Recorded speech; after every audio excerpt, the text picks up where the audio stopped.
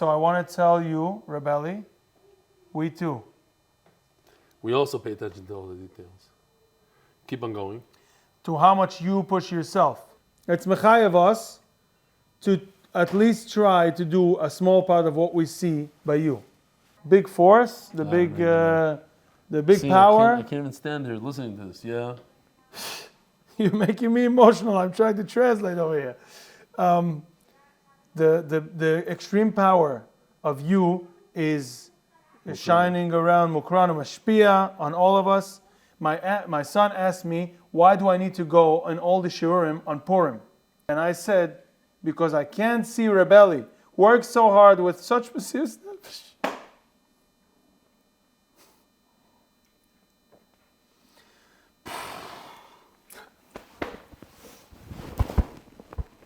It's good stuff, no?